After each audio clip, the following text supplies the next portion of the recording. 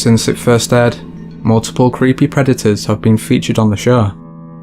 So, from a man with a rape fetish to one of the most disturbing voicemails ever heard. Join us.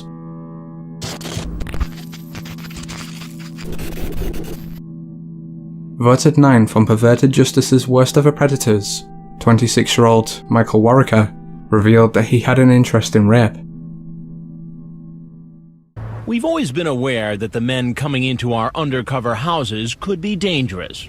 Now stay there. We don't want to send you out yet. We just don't. But as we set up our To Catch a Predator operation in Long Beach, California, the very first man who arrives has us especially worried. Whoa, hold on. Here he comes. He's coming. Head to position 3. 29-year-old Michael Warwicker, an unemployed computer technician, uses the frightening screen name, "Can I Rape You Anally?" He thinks he's coming to meet a girl who said she was 13. Okay, open up the door. What Warwicker apparently doesn't know is he's really been chatting with an adult decoy from Perverted Justice. That's an online watchdog group Dateline uses as a consultant to do what it normally does. Go into chat rooms, mostly on Yahoo and AOL, set up computer profiles, and in this case, pretend to be children under the age of 14 who are interested in sex. Okay, that's cool. In his online chat, Warwicker tells the decoy, maybe we should hook up, and says he would like to have anal sex with her. The decoy says, ouch, I think that would hurt a lot. Warwicker responds, yeah, but it's a good pain, you know. Now, Warwicker is at the door. Hi, how you doing? Being met by a youngish-looking 18-year-old decoy playing the girl who's supposed to be home alone. Can you get me a drink, please? Did you remember the handcuffs? We have a lot to talk about. Why don't you have a seat? Go ahead. This is Punch, right? Yeah.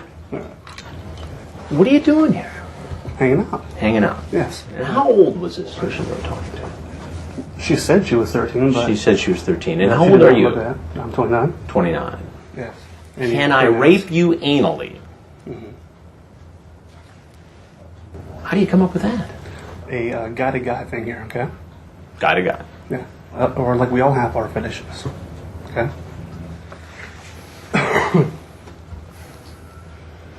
Can I ask you a blanked up question? Do you have a rape fetish? And were you ever raped? No to both. You say, I like rape. What kind of a thing is that to say? To a 13-year-old kid? Well, she wasn't 13, was she? She said she was. Well, and I can say we're at 12. You say, no, I'm not a rapist, laugh out loud. I just like it. I never actually do it unless the chick wanted me to act it out or something. Yeah. The way that I entertain myself is online. And I'll say anything, and I'll talk about anything. You talk about shaving her, and maybe cutting her, and tasting her blood. Okay, well, people... So that's normal? Well, people do some things, man. Come on. So if I wasn't here, and a 13-year-old girl was here, and she was willing to go along with your rape, what do you think would happen? On day one, on this, Is this any way for a 29-year-old man to behave?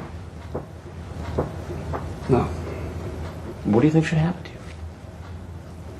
you? You ever watch Dateline NBC? Sometimes. I'm Chris Hansen Okay. with Dateline NBC, and we're doing a story on adults who try to pick up young boys and girls online for sex.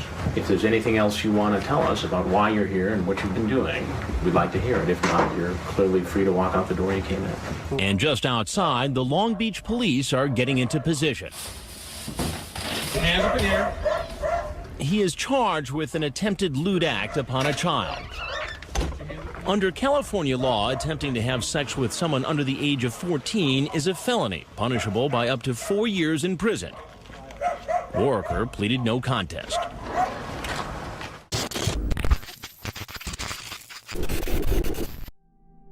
One of the most pathetic and perverted predators on the show, John Kennelly entered the house naked. Even worse, Kennelly started talking to another undercover operator and set out to meet them the next day. Here comes Special Guy 29. Earlier online, he told our decoy, who was posing as a 14-year-old boy, that he's an 11th grade English teacher. Then he told the boy that he hates condoms, but he's safe. Our decoy asks Special Guy 29 to bring beer and then throws in a request, a technique often used by law enforcement to illustrate intent. He types, "Side garage is open. Strip to your underwear and come in. I be in mine." The man says, "I don't wear underwear." So the decoy says, "Then come in naked." We never thought he'd really do it, but we were wrong. After casing our house, walking up and down the street, here he comes with the beer. And you can guess what he does in the garage.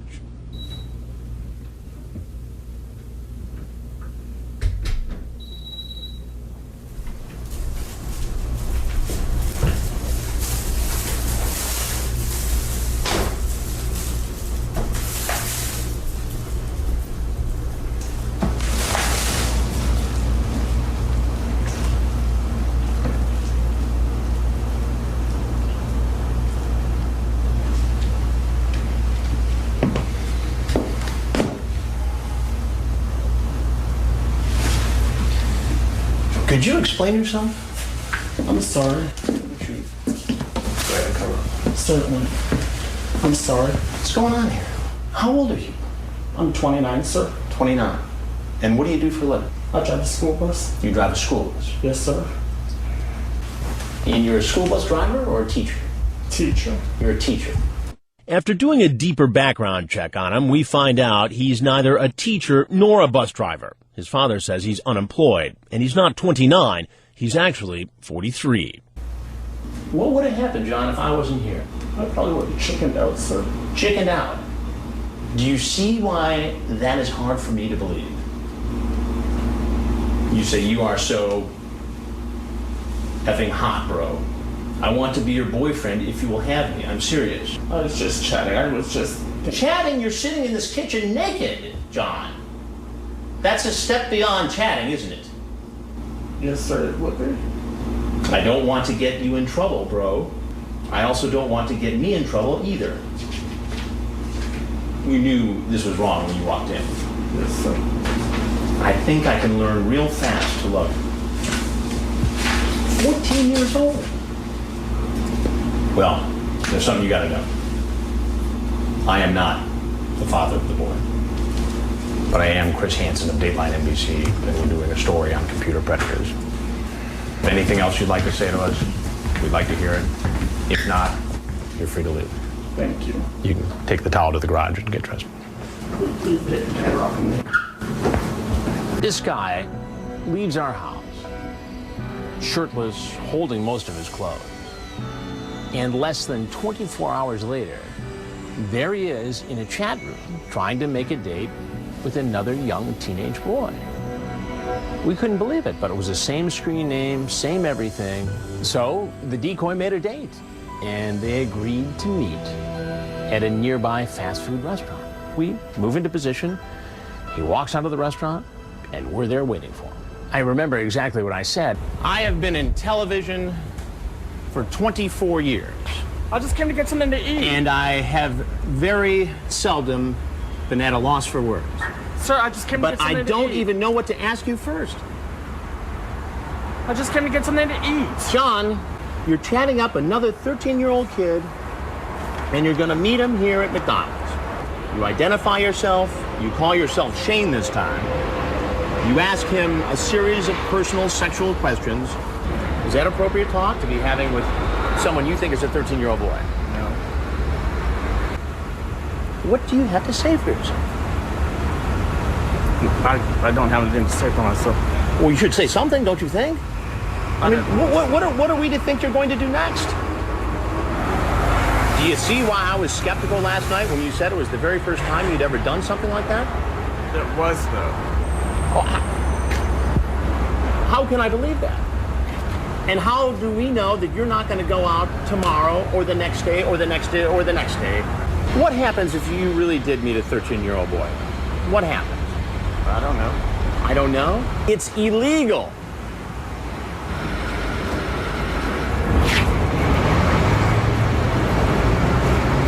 And he walks off, shoes untied, gets into his pickup truck, and drives off. And I'm thinking, I just can't believe what I've just seen.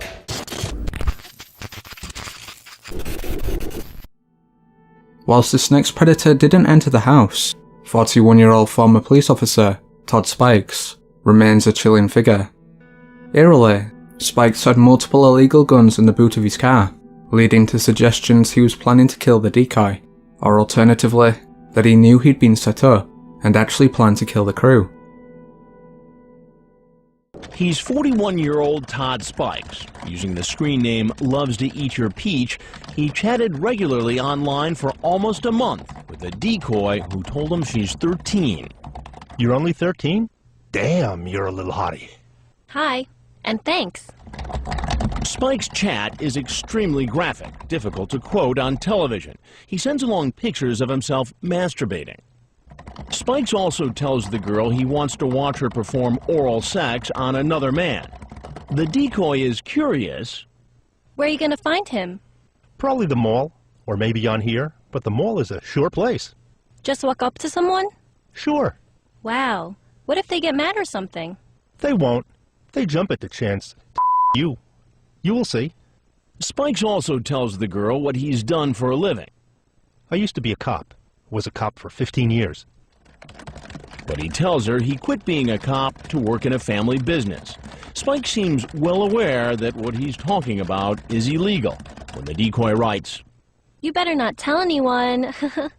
he responds, I won't, sweetie. I can't. I'd go to prison, and that's like a death sentence. Inmates hate cops. They try to kill them in prison. After all this, we think he's not coming. Little do we know that he's decided to go ahead and make the long drive. When he arrives in the Flagler Beach area, he calls the decoy from a payphone. Perverted Justice alerts Officer Kevin Pineda of the Flagler Beach Police. Pineda meets the other officers back at the darkened undercover house and sees Spikes driving by. He actually circled the house numerous times. Then as Spikes seems to drive away, the police stop his car and place him under arrest. As it turns out, we may have been lucky he never made it inside the house. After we actually took him out of the vehicle, he advised us that he had a firearm on him. That firearm happened to be a snub-nosed revolver in his front pocket, loaded and ready to fire. But there's something else. He also had a badge, which says he's an officer in Alabama. That's right. Spikes had gone back to being a police officer. He's brought back to the Flagler Beach Police Station. Outside, the officers searching his SUV make another startling discovery: an arsenal of weapons, including this military assault rifle that was leaning on the passenger seat, ready to fire. He had the bolt back and the magazines. All he had to do was tap them in. With 2 clips of 30 bullets each. And that's just the beginning. Flagler Beach Police Chief Roger Freed. You have a 38 Smith & Wesson Special there, a Glock 40, and a 45 caliber Sig Sauer. You have a 12-gauge shotgun back there. That, along with about 800 rounds of ammunition, some of it hollow point bullets dubbed cop killers, used to penetrate bulletproof vests. Is there any legitimate reason for a cop to be driving around with all that firepower? No. I can think of no reason at all that you would have that much ammunition or the type of ammunition that he had.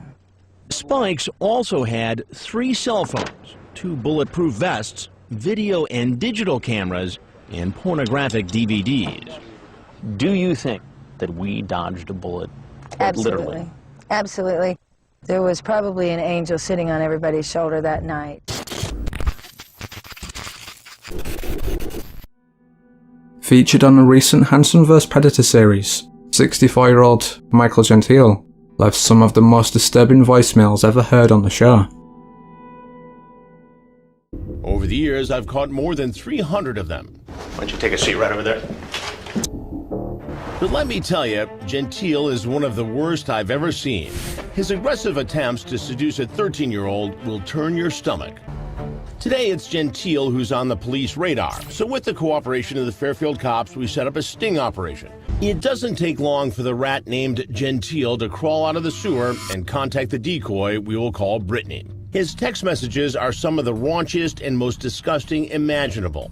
Many we can't even put on TV, but most involve Gentile's love for nudity. Do you think you could take a picture of your blank for me? Feel sexy about yourself and take a picture. Are you going to take a picture for me after you shower? He sends Brittany links to porn videos, asking her to watch and learn. Remember, he thinks he's talking to a 13-year-old girl. I want you to feel comfortable looking at naked human bodies. I also want you to learn what they're doing.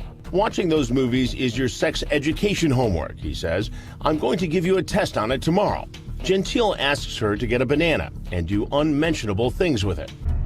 He reveals what could be interpreted as a passion for pedophilia. We went on a tour today of an old castle on the Hudson River. There were 2 girls around your age. I was looking at those girls today, thinking of you and getting so excited. What is even more disturbing, Gentile sent pictures of what appears to be child pornography. Then he asks Brittany something that will come back to haunt him. Can I take pictures of you? Yeah, maybe. LOL, no one will see them though, right? Just me. After about a month of his almost constant texting, it's time to reel in this slimy fish. Tetrad's decoy leaves him a message. Her parents will be gone the following weekend. Gentile, who calls his wife the witch, tells her he's going out to help a friend. He drives 35 miles from Brewster, New York to Fairfield.